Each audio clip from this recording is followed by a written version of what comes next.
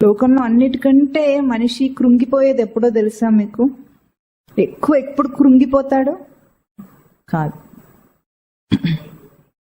నలుగురి ముందు అవమానం జరిగినప్పుడు.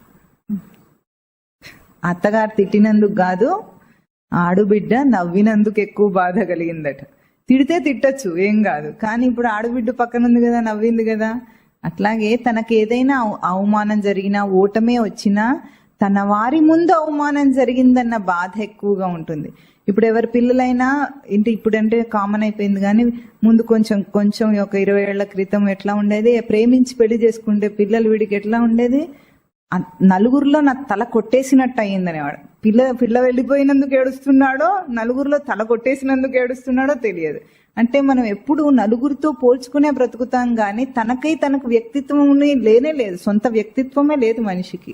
నలుగురు అని వాళ్ళ కోసమే కష్టపడతాడు ఎక్కువ. ఆ నలుగురి ముందు తన స్టేటస్ ని నిలబెట్టుకోవడం, తన కోసం ఏం చేయడు, ఇవన్నీ తన కోసం చేస్తే ఇంత కష్టపడక్కర్లేదు, కొంచెం చేస్తే సరిపోతుంది.